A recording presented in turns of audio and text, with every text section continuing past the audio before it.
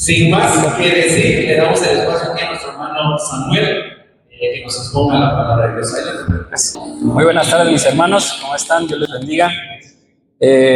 Pues el día de hoy, hermanos, estoy bien contento de estar aquí con ustedes, ver caras que no veía hace mucho tiempo. Estoy muy contento, muy alegre de verlos.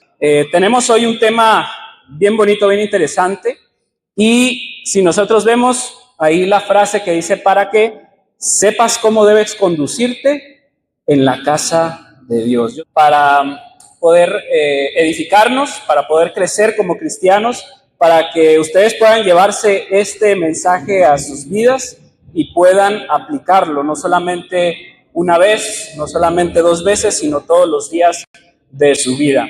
Ahí en letras pequeñas, no sé si alcanzan a leer, dice columna y baluarte de la verdad. La iglesia es columna y baluarte de la verdad. Yo creo que ahorita podamos entender ese punto más profundamente y que podamos hacerlo nuestro, ¿verdad? Antes que nada, si pueden pasar en la siguiente diapositiva.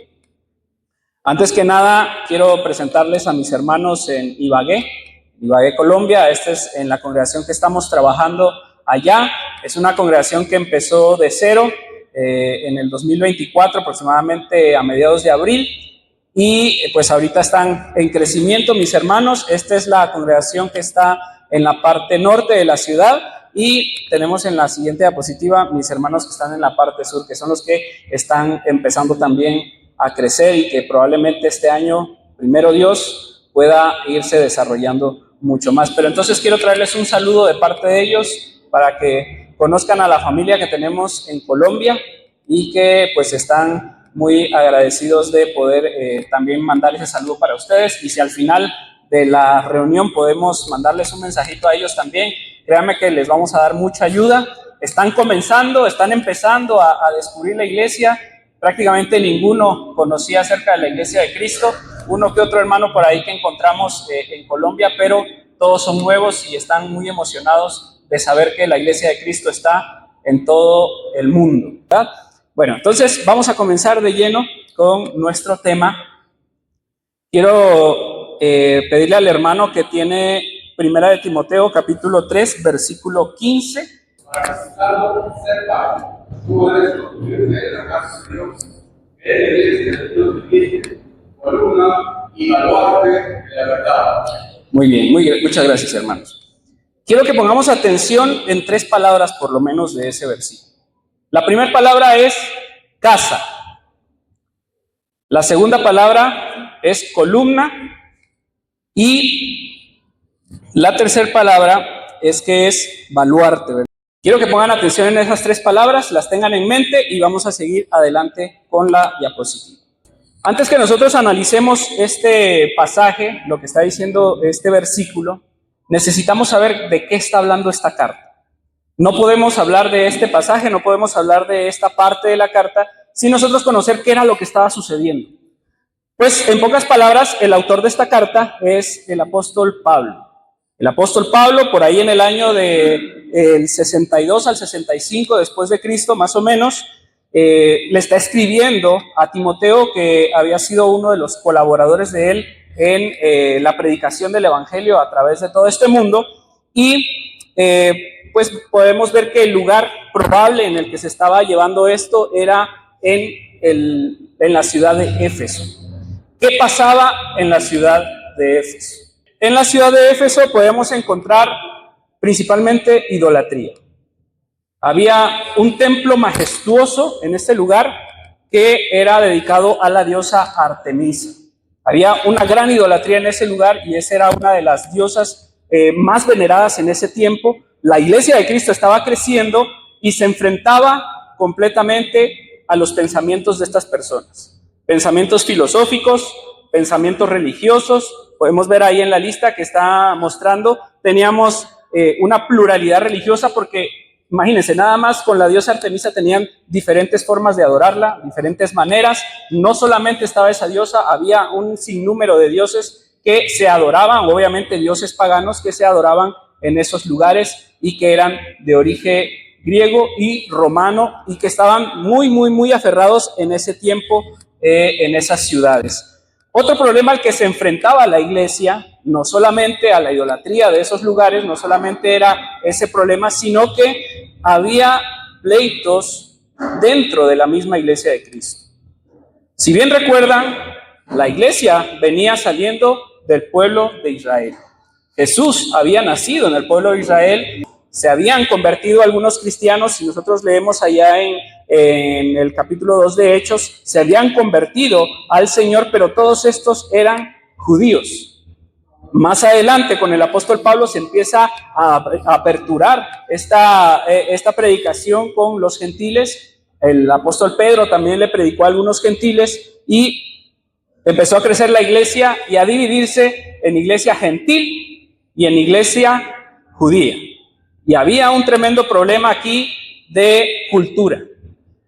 Los judíos, por una parte, siempre estaban pensando en el culto a Dios a través de la ley, a través de los ritos del pueblo de Israel, que era el guardar el sábado, el guardar las leyes, la circuncisión, mientras que los gentiles habían entendido y habían captado que ya no estaban bajo la ley, sino que estaban bajo la gracia a través de Jesús, a través del sacrificio de Jesús. Si nosotros nos ponemos a pensar ahorita, nosotros a qué parte, si estaríamos en esa época, a qué bando de la iglesia perteneceríamos, ¿a cuál sería? A los gentiles, porque yo creo que ninguno de aquí tiene sangre judía, ¿verdad? Para poder pertenecer a los judíos tenían que tener esa sangre judía, pero estaban los gentiles que eran completamente ajenos a la sangre judía, personas griegas, personas romanas, que se estaban convirtiendo a la iglesia y que por ende había un choque de cultura. Un poquito de ese ejemplo, por ejemplo, aquí tenemos al hermano que viene de Argentina y está aquí casada con una hermana mexicana. Dígame si o no, hay choques culturales. Sí, ¿verdad? Está la comida, están algunas tradiciones, algunas formas de pensar, son muy diferentes. Hermanos, a mí me pasó estando en Colombia de que, bueno, primeramente en Honduras llego, la cultura es completamente diferente. Luego voy a Colombia, la cultura es muy diferente. A pesar de que Colombia y México son culturas muy parecidas, siempre hay diferencias. En la comida, en la forma de hablar, en algunas formas o frases que se utilizan, no son lo mismo, a veces se entienden diferente, a veces yo estoy hablando normal y puede que por ahí alguien se esté ofendiendo porque está escuchando una palabra que tal vez en su país no es correcta, mientras que para nosotros es muy normal, ¿verdad? Puede pasar. Entonces, si nos pasa a nosotros, que somos todos latinoamericanos, ¿cómo no pasarle a ellos que eran judíos, eran griegos, eran romanos, tenían otras culturas y adoraban los gentiles precisamente a otros dioses? Entonces, la iglesia estaba teniendo todos estos problemas. No sé si han oído esa frase, y yo la he escuchado bastante, y siempre decimos, ¿cómo no nos parecemos a las congregaciones del primer siglo? ¿Sí lo han escuchado alguna vez? ¿Sí lo han oído mencionar? ¿O ha sido el anhelo de alguno de ustedes? Pues déjenme decirle que las iglesias del primer siglo tenían demasiados problemas. Demasiados problemas. Y esta lista, esta pequeña lista, es una parte de todos los problemas que tenían las iglesias en ese tiempo. Si usted se pone a leer la carta a los Corintios, se da cuenta de todos los problemas que habían en esas congregaciones. Si usted se pone a leer la carta de los Romanos, se da cuenta de todos los problemas que habían con estos hermanos. Si usted empieza a leer las diferentes cartas, empieza a darse cuenta de todos los problemas que habían dentro de cada una de estas congregaciones. Aquí con mis hermanos en Odisea estábamos hablando un poquito acerca de la segunda carta a los Corintios y hablábamos de cómo es que había esa perspectiva griega que se había metido dentro de la iglesia y los hermanos estaban yéndose más por las apariencias físicas que realmente por la transformación que Dios estaba haciendo en las personas. ¿Quién tiene por ahí 1 de Timoteo, capítulo 1, versículo 3 al 7?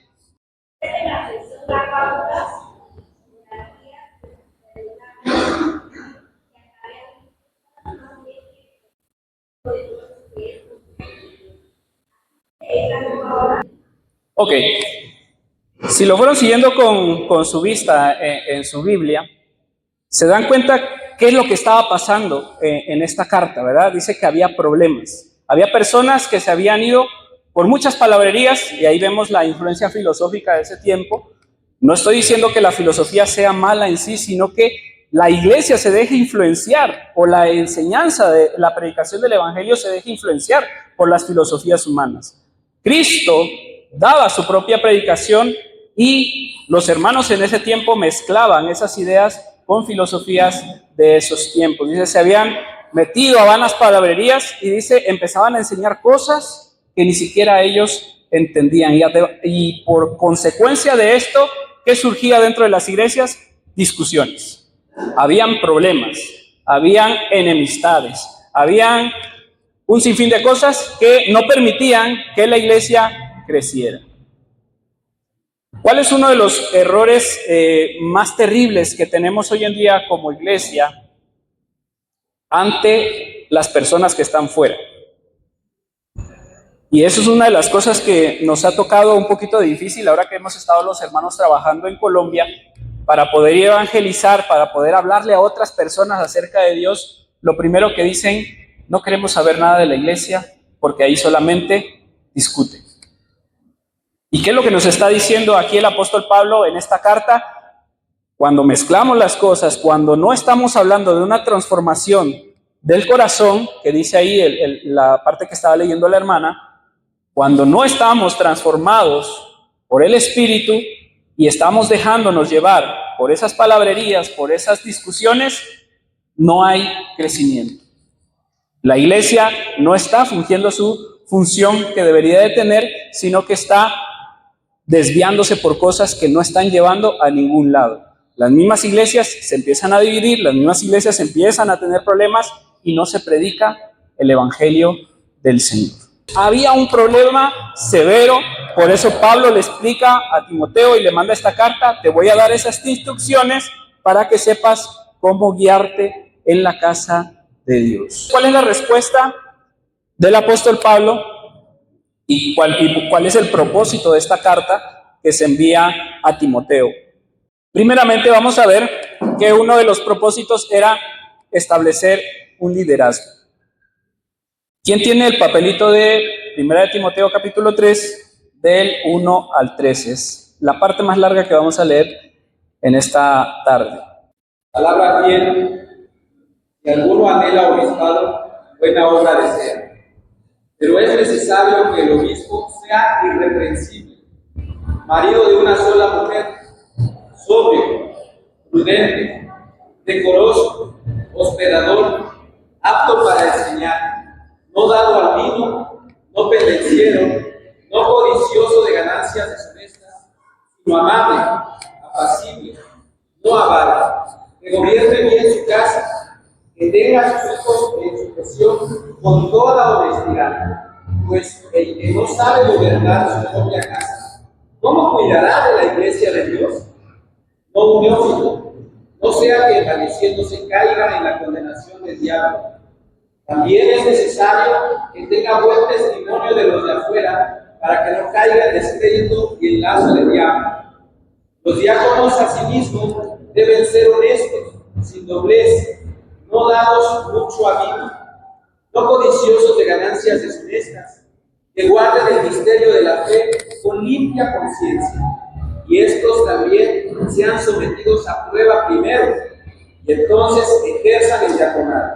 Si son irreprensibles, las mujeres asimismo sean honestas, no calumniadoras, sino sobrias, fieles en todo. Los diáconos sean maridos de una sola mujer, y que gobiernen bien sus hijos y sus casas, porque los que ejerzan bien el diaconado ganan para sí un grado honroso y mucha confianza en la fe que es en Cristo Jesús. Ok, yo sé que es un texto largo que nosotros podemos analizar con más calma en nuestras casas, pero podemos leerlo, analizarlo bien. Yo quiero resumirle todo eso que leyó el hermano en unas partes.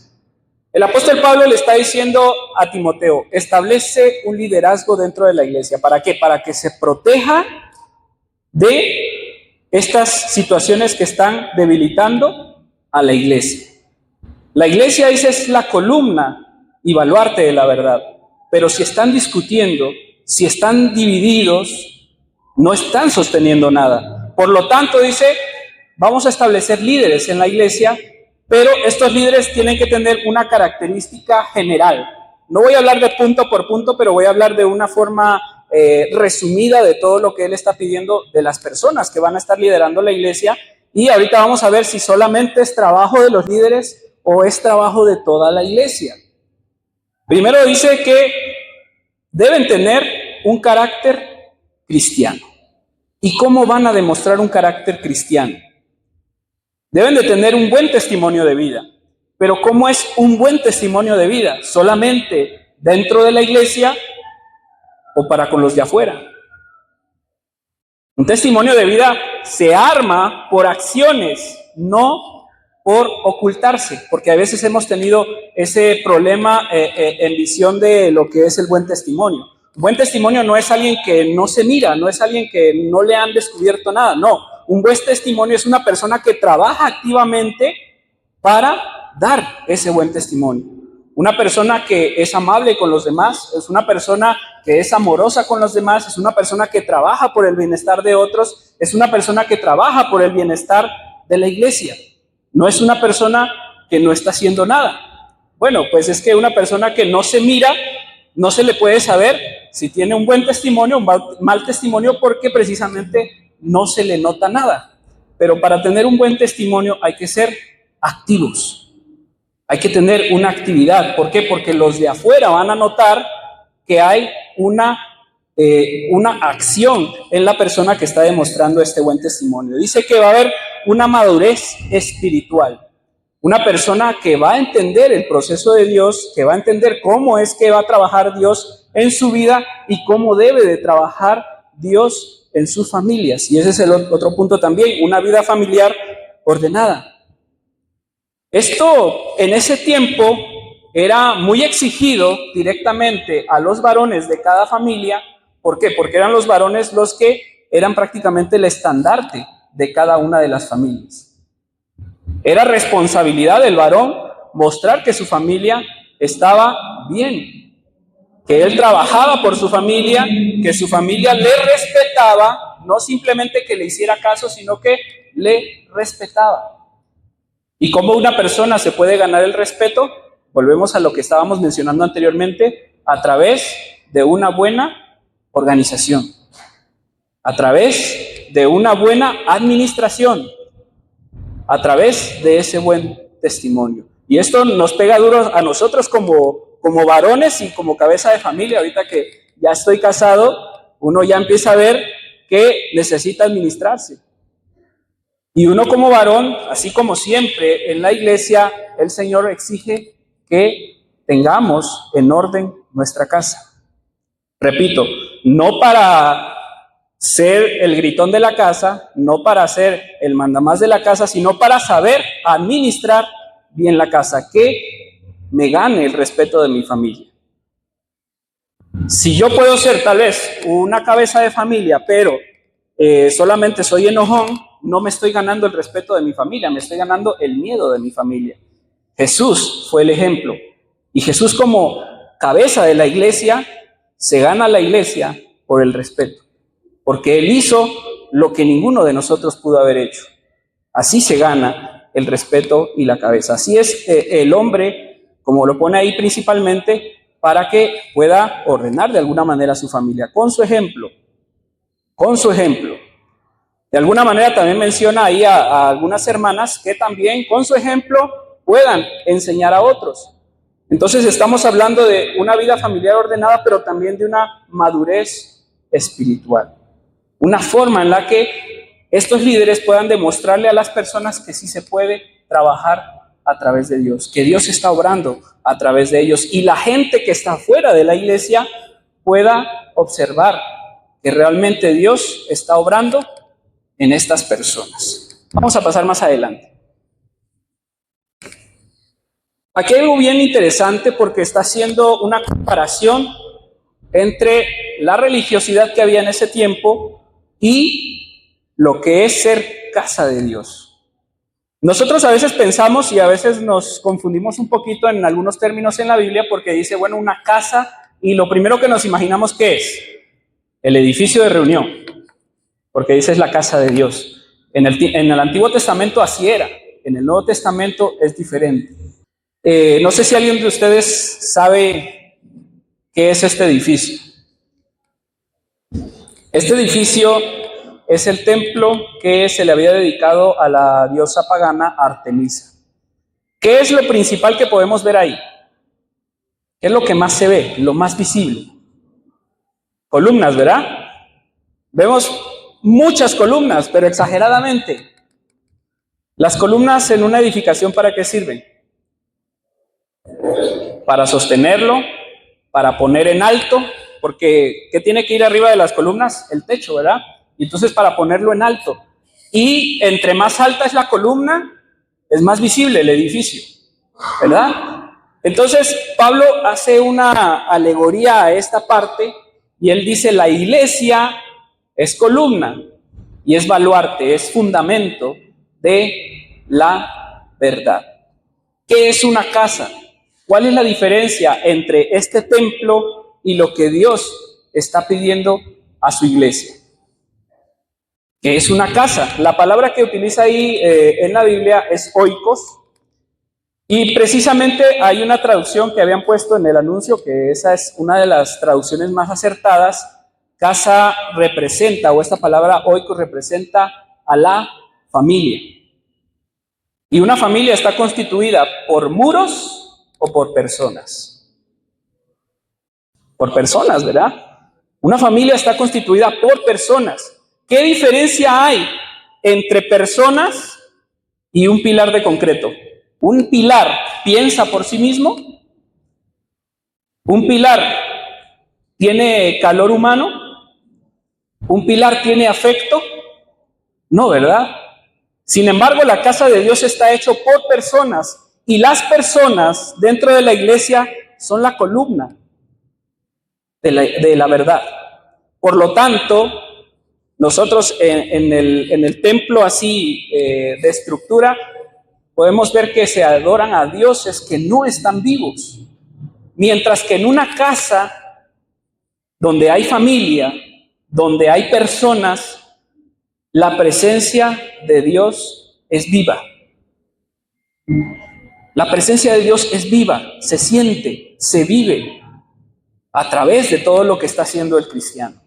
No es solamente pilares, no es solamente algo estático, algo que está ahí puesto, sino que hay vida.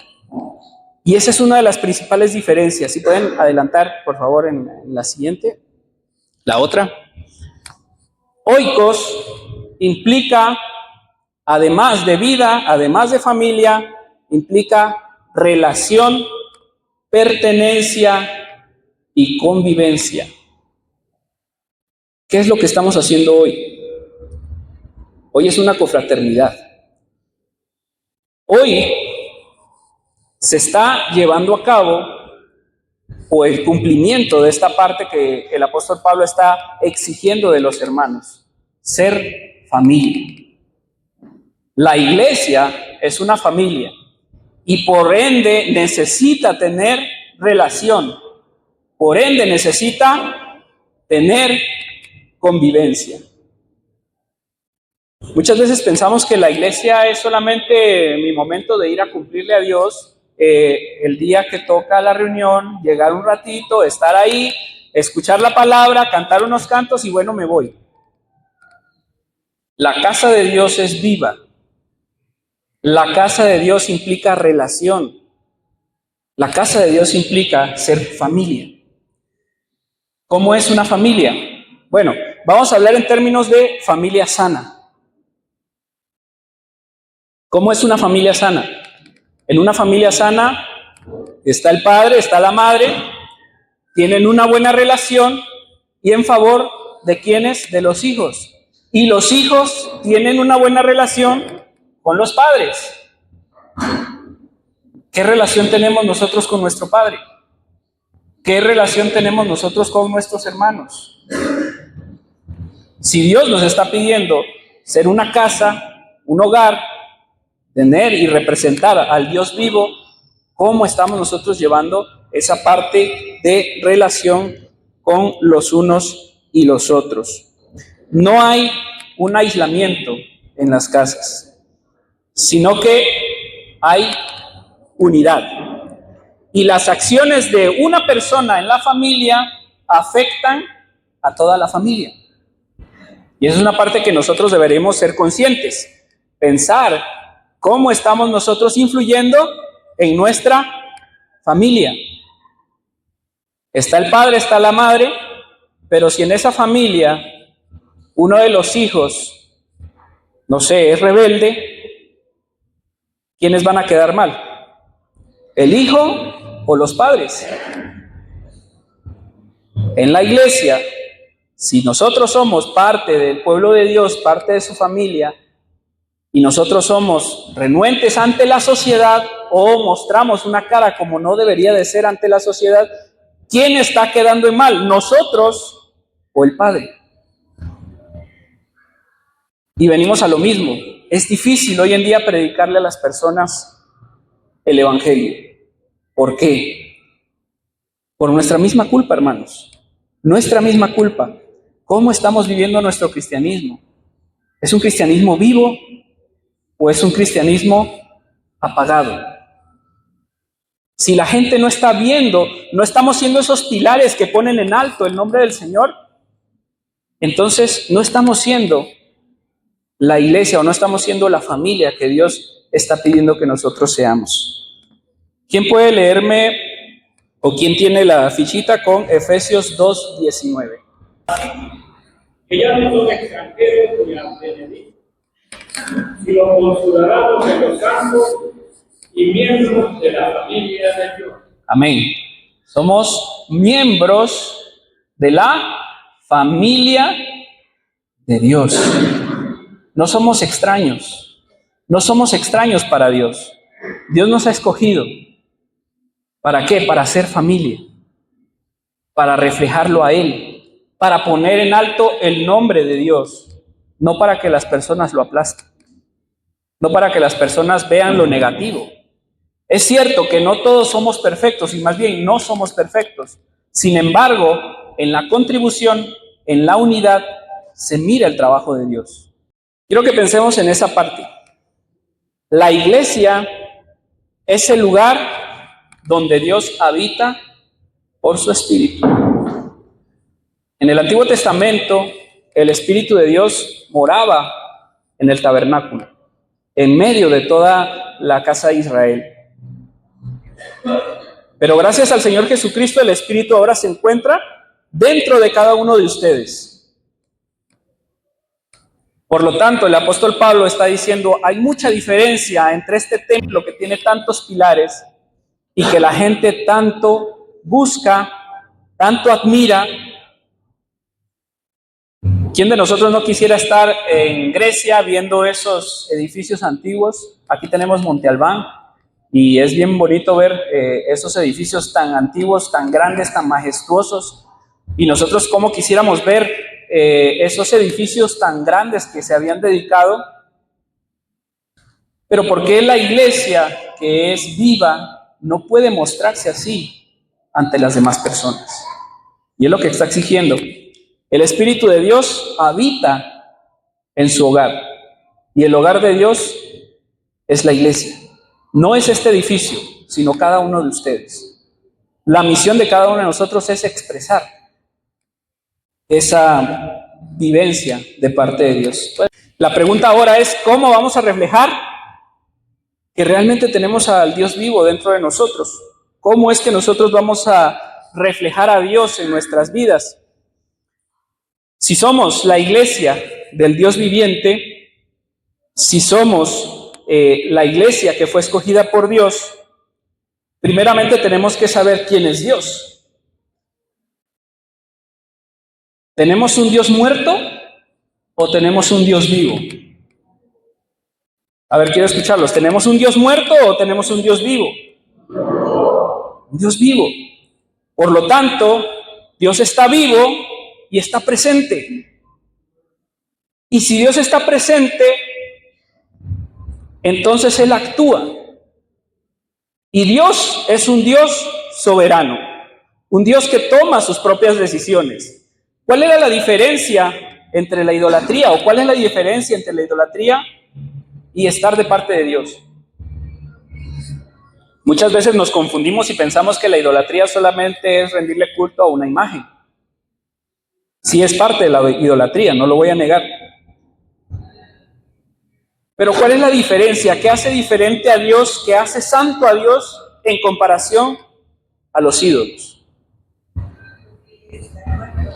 Ellos están muertos, Dios está vivo, exactamente. Pero ¿cómo nos damos cuenta? Cuando las personas en ese tiempo iban a adorar a la diosa Artemisa, ellos iban con un deseo para ella, porque era la diosa de la fertilidad. Y querían o que rindiera sus cultivos o querían que sus familias tuvieran hijos. Y entonces lo que hacían era, iban con los sacerdotes, porque ellos no se reunían frecuentemente, sino solamente cuando ellos necesitaban algo, iban con los sacerdotes o las sacerdotas de Artemisa y ofrecían un sacrificio. ¿Para qué? Para que la diosa les cumpliera ese deseo. ¿Qué es lo que está pasando ahí? La idolatría se basa en esto.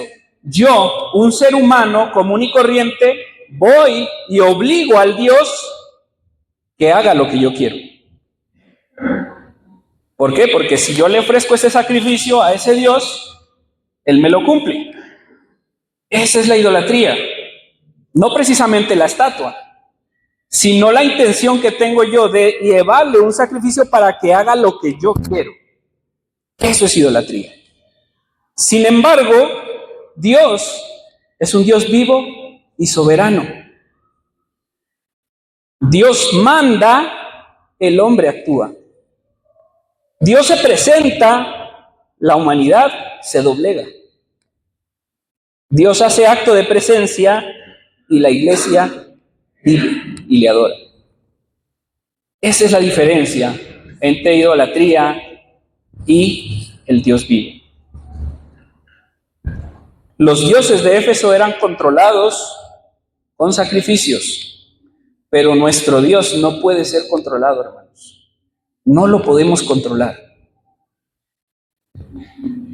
Nuestro Dios es amoroso, sí. Nuestro Dios pide que nosotros hagamos oraciones y peticiones, sí. Pero ¿quién toma la decisión de responder esas oraciones? Es Dios. No es lo que yo estoy haciendo. Mis acciones no van a cambiar y a doblegar lo que Dios está haciendo. Sin embargo, el cristiano, si está ahí, vemos la última parte que está ahí. El cristiano responde a la presencia de Dios. Cuando Dios está en presencia de sus hijos, los hijos responden a la presencia de Dios. ¿Qué quiere decir esto? No es que yo vengo ante los pies de Dios para entregar sacrificios para que Él me beneficie, para que Él me bendiga. No.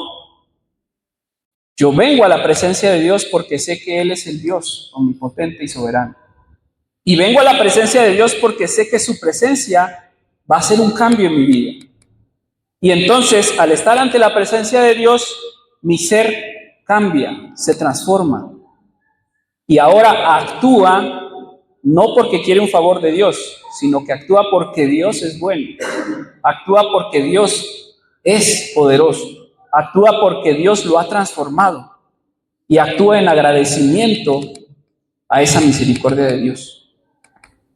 Es un error pensar que somos cristianos para agradar a Dios. No. Somos cristianos porque a Dios le agrada. Acuérdense lo que dice Juan. Es Él el que nos amó primero y no nosotros quienes lo amamos primero. Y hay una parte también que le dice al pueblo de Israel: ustedes son santos no por ser el mejor pueblo o el más grande, sino porque yo lo quise. Dios es el que actúa y nosotros tenemos que reaccionar a la acción de Dios. No es al revés. Porque déjeme decirle, hermano, que si usted está actuando para que Dios le responda, eso se llama idolatría. Porque pensamos que tenemos el control de Dios y no es así.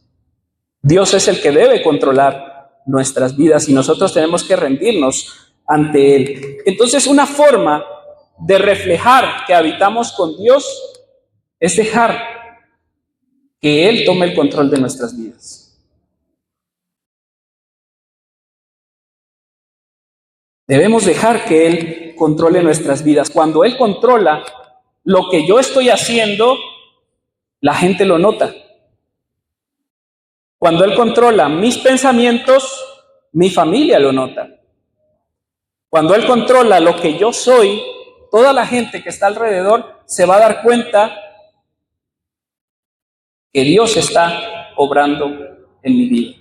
No porque yo quiera caerle bien a Dios, sino porque entiendo que Dios tuvo misericordia por mí y dejo que Él tome control de mi vida. Vamos a la siguiente. Ahí tenemos el punto. No vivimos para aparentar santidad, sino porque Dios está entre nosotros. Es otro de los problemas que ha caído dentro de muchas iglesias. Viven a través de la apariencia. Queremos aparentar que somos algo que en realidad no somos. Todos los días de la semana nuestra vida es un desastre, pero precisamente el día domingo que estamos en reunión somos los más amorosos del mundo. Y a veces ni siquiera el día domingo. Todos los días de nuestra vida somos un ogro en el trabajo, en la escuela, en donde sea. Pero el día que llegamos a la reunión, el miércoles, no sé, ese día sí, hermanito y todo, pero cuando lo vimos allá afuera en la calle, ni nos acordamos de eso. Estamos acercándonos a la presencia de Dios para ganarnos o para aparentar una santidad o porque realmente estamos viviendo una santidad. ¿Somos cristianos solamente de unos días o somos cristianos todo el tiempo? Ha habido una frase que se ha colado mucho en las iglesias y dicen, bueno, es que tengo mi vida secular. Hermanos, solo hay una vida. Y esa vida es en Cristo. Fuera de Cristo no hay vida, hermanos. Dios es el dador de vida. ¿Qué vida hay fuera de Dios? Ninguna. Si estoy con Dios, estoy en la vida. Si estoy alejado de Dios, estoy en la muerte.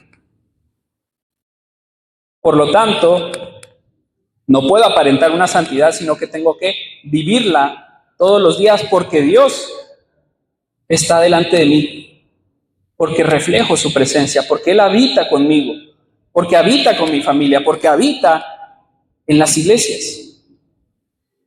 ¿Sí va notando la diferencia de simplemente tener una idolatría o realmente estar de la mano del Dios viviente? Cuando nosotros respondemos a su presencia, cuidamos nuestras actitudes, no por agradar a Dios, sino porque Dios influye en nuestras actitudes.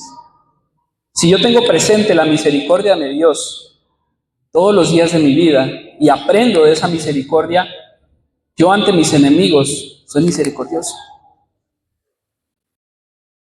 Si tengo presente la bondad de Dios todos los días de mi vida, ante aquellas personas soy bondadoso, ante mis hermanos soy bondadoso. Si tengo la presencia de Dios en mi vida, mis actitudes son diferentes. No para hacer reaccionar a Dios, sino porque reflejo su santidad, reflejo su actitud. El trato con las demás personas. Si Dios quiso acercarse a la humanidad, a pesar de que la humanidad se había alejado de Él, entonces cuando está la presencia de Dios en mí, yo trato de ser caluroso con las demás personas. ¿Por qué? Porque estoy reflejando esa intención de Dios de acercar a las personas a su presencia. Si yo tengo la presencia de Dios en mi vida, mi familia también va a sentir esa diferencia. No solamente porque quiero influirlos, sino porque Dios está obrando como un padre ante mí. Y bueno, ¿cómo es vivir en familia? Pero resulta que hay veces que enseñamos a los hijos o se enseña a los hijos solamente con palabras, pero no hay acciones. Hijo, no te portes mal. Ah, pero el padre o la madre son unos gruñones dentro de la familia. Hijo, no mientas, pero el padre o la madre son los más mentirosos. Hijo, no hagas esto. Ah, pero ellos son los primeros que hacen esto. Entonces, en una familia no solamente se enseña de palabras, se enseña de acciones.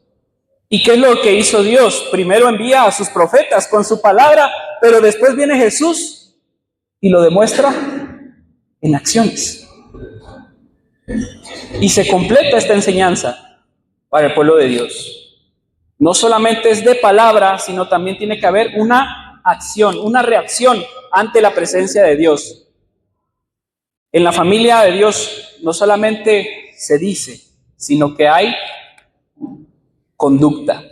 Y esto, hermanos, es lo que se llama una enseñanza sana o una sana doctrina. La palabra doctrina es enseñanza. Cuando yo enseño con acciones, estoy dando una sana enseñanza, una sana doctrina. Cuando solamente yo enseño pero no hago, y mi vida es un desastre, pero estoy predicando la palabra de Dios, eso no es sana doctrina, hermanos. Cuando la enseñanza de Dios está actuando en mi vida y está transformando mi vida y está reflejándose a las demás personas, entonces estoy siguiendo esa sana enseñanza. Entonces, seamos enseñados sanamente por medio de la palabra de Dios. Sigamos adelante.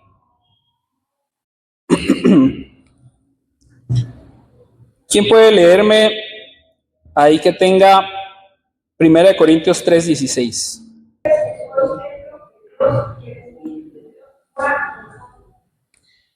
El Espíritu de Dios mora en ustedes. Por lo tanto, el Espíritu es vivo. Tiene que haber una respuesta viva de parte de nosotros. ¿Quién tiene el Levítico 19:2? Sí. Dice así: hablar a toda la congregación de los hijos de Israel, es santos, seréis como santos, soy yo, Jehová. Exactamente. No somos santos porque nosotros necesitamos ser santos y sí. Somos santos porque Dios es santo. Dios es el primero y nosotros reaccionamos a esa santidad. Dios es el santo. Como consecuencia de eso, su pueblo es santo. No porque su pueblo se lo haya ganado, sino porque Dios da el ejemplo y quiere que su pueblo reaccione a esa santidad. Ok, ¿quién tiene 2 Corintios 7:1? Sí, fuerte, por favor.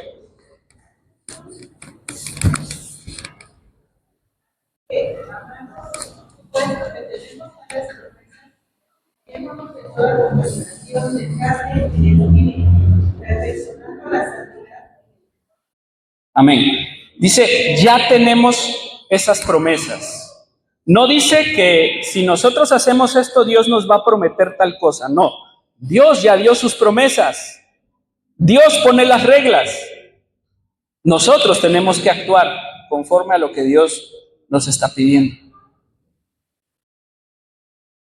¿Quién tiene Colosenses 1:10? Sí, fuerte, hermano, por favor.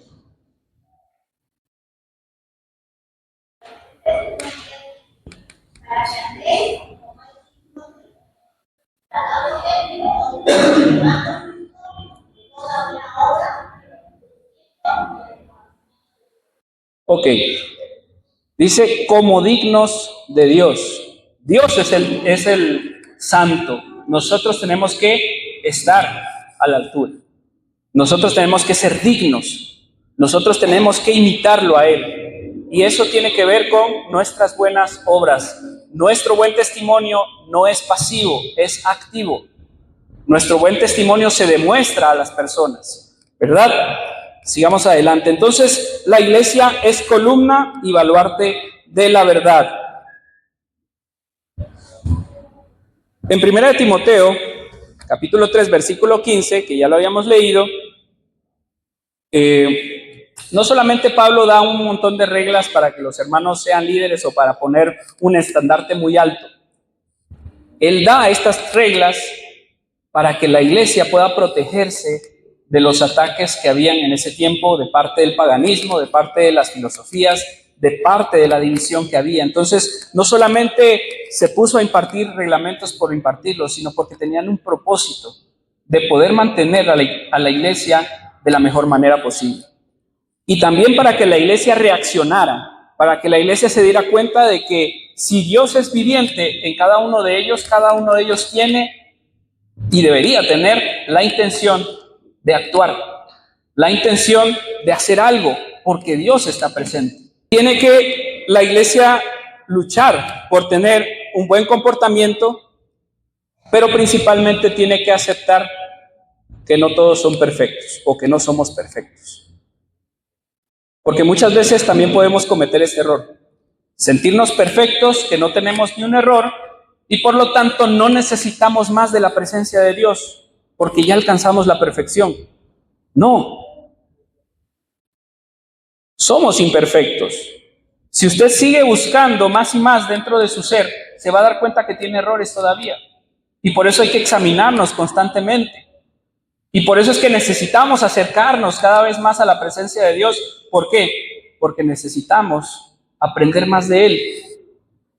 Si yo soy una persona que siento que ya alcanzó la perfección, voy a dejar de seguir analizándome a mí mismo. Y voy a dejar de seguir luchando por ser mejor. Y voy a dejar de tener la intención de reflejarlo a Él porque voy a pensar que yo ya lo alcancé. Entonces necesitamos también nosotros saber que necesitamos aprender del Padre. Cuando uno es hijo, uno tiene que aprender a veces a la buena y a la mala que los padres hacen las cosas para nuestro bien. Dios hace las cosas para nuestro bien. Y cada vez que nosotros nos acercamos al Padre, necesitamos mejorar en nuestra vida. Porque tal vez en las familias que tenemos actualmente, podemos nosotros llegar a ser independientes, pero no podemos ser independientes de Dios. Ya hubieron dos personas que intentaron ser independientes a Dios y toda la humanidad lo está pagando todavía. No sé si lo recuerdan. Dos personas desafiaron a Dios y dijeron: queremos ser como tú, porque tú no tienes a nadie arriba de ti y queremos ser independientes. Por lo tanto, tomaron de un fruto que les había sido prohibido. Y la consecuencia de eso es la muerte. Nosotros no podemos ser independientes de Dios. Necesitamos de Él todo el tiempo. Él es el único perfecto. Y nosotros necesitamos acercarnos más a Él. Pero esta perfección no la vamos a alcanzar individualmente, la vamos a alcanzar juntos, porque trabajamos los unos con los otros y demostramos que Dios está vivo, juntos. Dios espera una familia responsable que aprende y se transforma. ¿Quién tiene Juan 17:17? Es Dios el que nos santifica. Y es su palabra la que refleja lo que nosotros tenemos que hacer. Segunda de Timoteo, capítulo 1, 13 al 14. La fe y amor que es falta el buen. La verdad es de Dios. La iglesia tiene la misión de defenderla. Pero se defiende de dos maneras. ¿Quién tiene Tito 1, versículo 9? La palabra fiel, tal como ha sido enseñada, para que también pueda exhortar con sana enseñanza y convencer a los que contradicen. Ok, reteniendo la palabra es una parte. ¿Cómo voy a defender la verdad? Reteniendo la palabra, conociéndola, aprendiendo más de él. La otra parte, Filipenses, versículo 1, que diga capítulo 1, versículo 27. Solamente que os comportéis como es digno del Evangelio de Cristo, para que, o sea, que vaya a veros o que esté ausente, oiga de vosotros que estáis firmes en un mismo espíritu, combatiendo unánimes por la fe del Evangelio. Ok, entonces por un lado tenemos que una manera de defender la verdad de Dios es aprendiendo de Él, a través de su palabra. Pero la otra más importante, o bueno, igual de importante, es tener un comportamiento digno. Si esa palabra no está influyendo en mi vida, no me está sirviendo de nada. Y si estoy viviéndola, pero no la estoy predicando a otros, tampoco no le estoy dando el papel que debe tener, no la estoy protegiendo, porque si yo no sigo multiplicando esa palabra ante las demás, se va a apagar y no va a crecer. Se vive y se sostiene en el amor. ¿Quién tiene Colosenses 3, 13 al 14? Sí, Soportaos unos a otros y perdonaos unos a otros. Si alguno no tuviera queja contra otros, de la manera que Cristo os perdonó, así también haced vosotros. Y sobre todas estas cosas, vestidos de amor, que es el vínculo perfecto. Jesús es el ejemplo, dice. Nosotros reaccionamos al ejemplo de Jesús. Y el amor es el vínculo perfecto. Se vive. La verdad se vive y se demuestra en amor. Miqueas 6:8. ¿Quién lo tiene? Oh hombre, él te ha declarado lo que es bueno. ¿Y qué quiere Jehová de ti? Solamente hacer justicia y amar misericordia y humillarte ante Dios. Dios lo ha pedido y lo que nosotros necesitamos hacer es hacer justicia, dice, tener misericordia y humillarse delante de Dios. Humillarse delante de Dios es también aceptar que le necesitamos, aceptar que no somos suficientes por nosotros mismos, que necesitamos a Dios como nuestro Padre y necesitamos a nuestros hermanos también para trabajar juntos. Ahora sí, el Evangelio está en juego. Esto es importante, hermanos, porque el Evangelio de Dios está en juego. Es importante porque el Evangelio de Dios está en juego. Como les estaba diciendo, necesitamos nosotros aceptar que necesitamos de nuestro Dios. Necesitamos ser responsables, necesitamos aprender de Él y necesitamos reflejar su caminar. ¿Quién tiene Colosenses 2, versículos 6 al 7?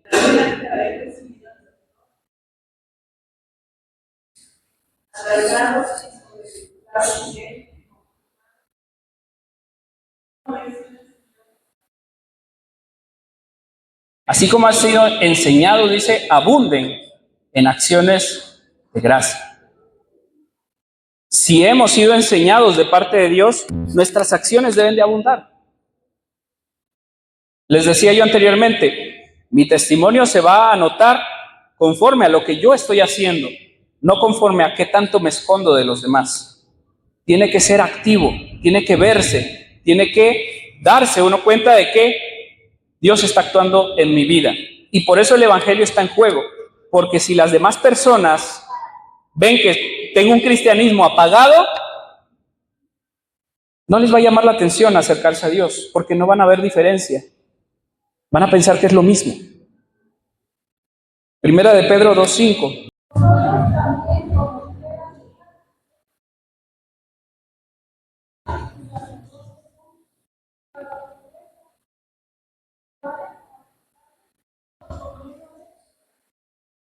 Somos piedras vivas, dice.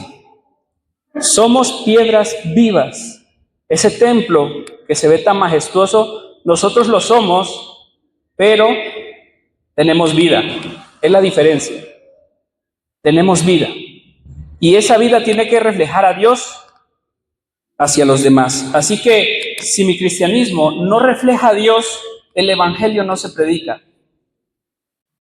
Y si el Evangelio no se predica, ¿Dios a quién va a tomar cuentas?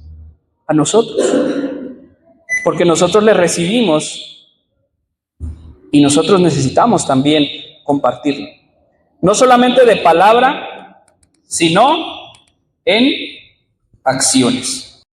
Como conclusión, hermanos, ya que hablamos acerca de estos puntos, quiero que nos hagamos una pregunta a cada uno de nosotros. Yo sé que aquí hay varias congregaciones y gracias a Dios que están presentes y están escuchando, pero creo que se lleven estas preguntas para sí mismos y para los hermanos que están en cada una de sus congregaciones. Exactamente. Las preguntas son: ¿somos la iglesia donde habita Dios? ¿Nosotros somos la iglesia donde habita Dios?